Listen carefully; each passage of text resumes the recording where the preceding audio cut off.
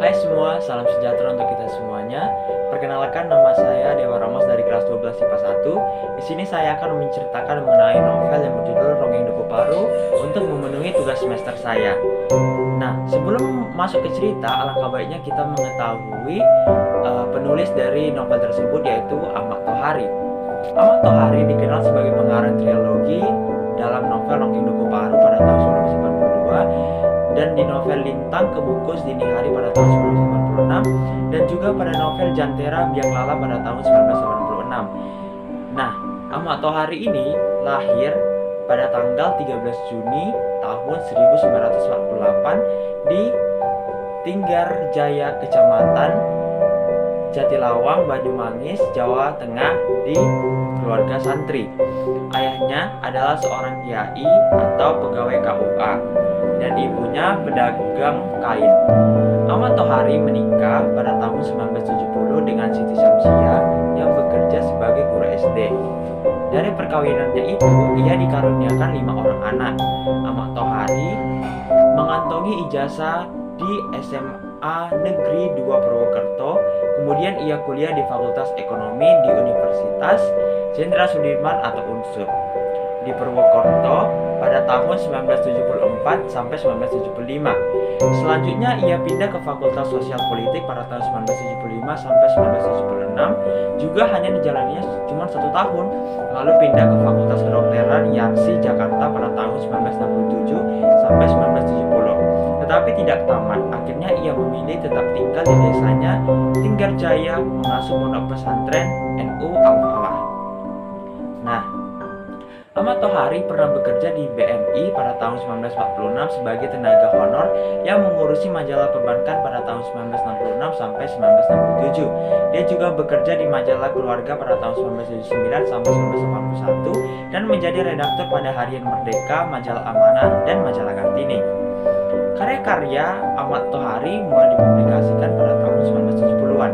Sebenarnya saat masih belajar di SMA, ia telah menulis banyak sekali novel, tetapi tulisannya hanya disimpan di laci meja belajarnya.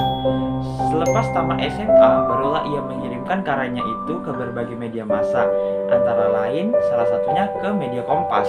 Yang membuat semangat menulisnya menggebu-gebu adalah saat cerpennya yang berjudul Jasa-Jasa Buat Sanwirya memenangi hadiah harapan sayembara cerpen Incer Emas Radio Nederland Wereld Domrek pada tahun 1977. Novel Di Kaki Bukit Cibalak memperoleh salah satu hadiah sayembara penulis roman yang diselenggarakan oleh Dewan Kesenian Jakarta pada tahun 1979.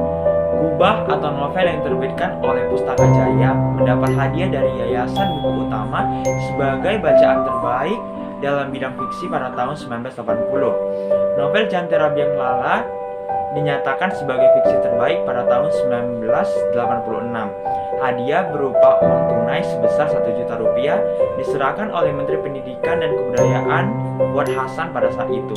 Melalui novelnya yang berjudul Bekisar Merah, Ahmad Tohari meraih hadiah sastra ASEAN pada tahun 1995. Berkaitan dengan aktivitasnya di dunia tulis menulis, pada tahun 1990, Ahmad Tohari mengikuti International Writing Program di Iowa, Amerika Serikat selama 3 bulan. Resep yang ampuh untuk menjadi seorang penulis yang berhasil menurut Ahmad Tohari, selain faktor bakat, juga harus rajin berlatih menulis dan banyak membaca. Karya-karya Ahmad Tohari yang telah diterjemahkan ke dalam bahasa asing antara lain Ronggeng Duku Paru dan Kubah yang diterbitkan dalam bahasa Jepang atas biaya Toyota Ford Foundation oleh Imura Culture Co. Ltd. Tokyo, Jepang. Selain itu, trilogi novelnya yaitu Ronggeng Duku Paru, Lintang Kebungkus Dini Hari, dan Jantera Biang Lala telah diterjemahkan pula ke dalam bahasa Belanda, Jerman pada tahun 2002. Yayasan Lontar menerbitkan trilogi tersebut dalam bahasa Inggris dengan judul The Dancer tanpa ada bagian yang disensor. Sebelumnya, teks-teks yang disensor dari Ronggeng Duku Paru yang diterbitkan Gramedia pada tahun 1986 telah terbit di Swedia. Kini setelah reformasi, Gramedia baru berani menerbitkan ulang trilogi tersebut menjadi satu buku yang berjudul Ronggeng Duku Paru pada tahun 2002 dengan mengembalikan bagian-bagian yang dulu telah dihilangkan. Nah, Karya Ahmad Tohari yang ditransformasikan ke bentuk lain atau film adalah novel Ronggeng Duku Paru yang difilmkan oleh Garuda Film dengan judul Darah Mahkota Ronggeng. Pemeran utama film itu adalah Annie Beatrix dan Ray Sahetapi yang disutradarai oleh Yaman Yazid. Novelnya Di Kaki Bukit Cibala pada tahun 1979 ditransformasikan menjadi bentuk sinetron. Novelnya yang lain adalah Lingkar Tanah Lingkar Air pada tahun 1995. Buku kumpulan cerpennya berjudul Senyum karya Min diterbitkan tahun 1989. Cerpennya yang lain adalah sebagai berikut. Yang pertama, Tanah Gantungan dalam Amanah 28 Desember 1992 sampai Januari 1993. Yang kedua, Mata yang Enak Dipandang dalam Kompas pada tanggal 29 Desember 1991. Yang ketiga, Zaman Nalar Sungsang dalam Suara Merdeka pada tanggal 15 November 1993. Yang keempat, Sekutu Bunga Telah Gugur dalam Suara Merdeka pada 7 Mei 1994. Dan yang kelima, Pencuri dalam Panci Masyarakat 15 Februari 1985. Yang keenam, Orang-orang Seberangkali dalam Amanah 15 Agustus 1996. Yang ketujuh, Jakarta dalam Panci Masyarakat 11 September 1984. Dan yang terakhir adalah Warung Panajem dalam Kompas tanggal 13 November 1994. Nah, setelah kita mengetahui biografi dari sang penulis, barulah kita masuk ke cerita dari novel yang berjudul Ronggeng Duku Paru. Nah, Duku Paru adalah sebuah desa yang terletak di pedukuhan yang sangat terpencil. Di desa yang keadaannya kering, kerontang itu, terdapat penduduk yang mempercayai bahwa mereka keturunan dari Ki Secamenggala, seorang Bromo Corah yang dianggap sebagai nenek moyang mereka. Serintil, seorang gadis kecil pembuat tempe bengkorek yang menjadi piatu akibat bencana tempe bengkorek.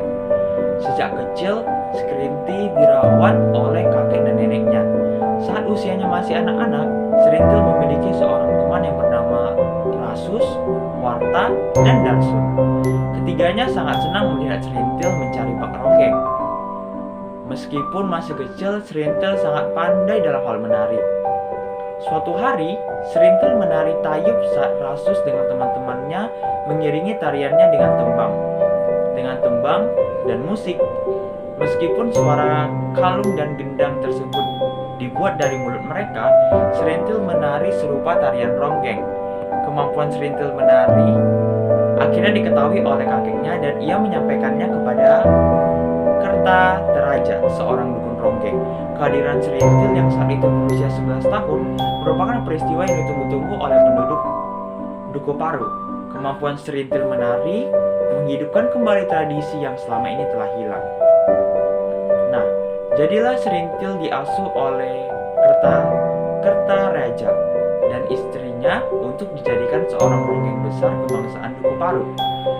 Kabar munculnya seorang ronggeng baru yang sudah 12 tahun lamanya sirna terdengar oleh masyarakat. Senyum bahagia mekar di wajah mereka. Senang rasanya akhirnya Duku Paru yang sudah lama tidur kembali bangun. Namun, untuk menggapai cita-citanya menjadi seorang ronggeng sejati, Serintil harus melewati berbagai tahapan, mulai dari menari beberapa ronde setiap malam, mandi kembang di kuburan Ki Secamenggala yang katanya nenek moyang semua penghuni di desa Duku Paru tersebut, hingga harus melakukan ritual buka kelambu yang artinya Serintil harus menyerahkan keperawanannya kepada seorang laki-laki yang mampu memenuhi syarat yang diajukannya. Rasus tidak rela melihat hal tersebut terjadi. Ia tidak rela melihat Serintil melepaskan kesuciannya begitu saja demi ritual buka kelambu untuk menjadi seorang ronggeng yang sesungguhnya. Serintil juga berada dalam kebimbangan antara lain ingin menjadi ronggeng yang sesungguhnya dan merasa takut melakukan ritual tersebut. Ritual itu sebenarnya amat berat baginya. Akan tetapi, akhirnya Serintil memberikan kesuciannya kepada Rasus secara diam-diam tanpa imbalan apapun. Meskipun setelah itu juga ada lelaki yang memenangkan sayembara sembahyang tersebut, Serintil akhirnya menjadi ronggeng yang terkenal di desa tersebut. Setelah ritual buka kelambu dilaksanakan, ia menjadi ronggeng yang laris dan menjadi pembicaraan semua orang. Setiap orang yang melihatnya selalu memujinya. Ia juga semakin kaya setelah menjadi seorang ronggeng. Tak kuasa melihat Serintil yang telah menjadi ronggeng, Rasus pindah dari Duku Paru ke Dauhan. Di sana ia menjadi buruh pengupas ubi kayu. Tetapi takdir membawanya kembali bertemu kepada Serintil yang mengenakan banyak perhiasan emas, bertengger menghiasi tubuh moleknya. Hasil Serintil meronggeng setiap malam. Hampir semua pertemuannya dengan Serintil selalu berakhir di sebuah perumahan warga, tempat mereka menyalurkan nafsu birahi mereka. Hingga suatu hari Rasus bertemu dengan Sersan Slamet yang diutus untuk mengusir perampok yang berkeliaran di kampung mereka dan menjadi tobang yang melayani kebutuhan tentara-tentara di barak militer dekat pasar Dauhan. Nah, Rasus pun akhirnya juga diangkat menjadi seorang tentara berkat kejujuran dan kegigihannya tersebut. Setelah menjadi ronggeng, justru Serintil menyadari bahwa ia mencintai Rasus. Ia ingin merasakan kelembutan sentuhan lelaki dan merasa jenuh menjadi seorang ronggeng. Serintil mengajak Rasus menikah, tetapi Rasus menolak karena lebih memilih menjadi seorang tentara. Serintil sangat bersedih karena hal tersebut. Serintil yang sudah mulai merasa jenuh menjadi seorang ronggeng sering menolak untuk melayani para lelaki, bahkan beberapa kali menolak untuk meronggeng atau menari. Sebenarnya ia ingin memiliki hidup yang lebih tenang, yaitu memiliki suami dan anak. Itu saja cita-cita Serintil, memiliki keluarga yang bisa menenteramkan hatinya. Ia juga masih mengharapkan Rasus, seorang lelaki Duku Paruk yang kini telah menjadi tentara. Banyak sekali permasalahan yang mulai membuat Serintil untuk enggan meronggeng. Apalagi ia mulai menemukan Gonder yang diangkat menjadi anaknya. Sangat memanjakan Gonder layaknya anak sendiri. Ia semakin teguh untuk berhenti meronggeng dan menciptakan hidup baru. Namun, tiba-tiba petaka muncul menghantam desa Duku Paruk. Duku Paruk digoncang oleh panas dan liciknya dunia politik. Duku Paruk dituduh menjadi anggota Partai Komunis setelah terlibat dengan oknum partai tersebut.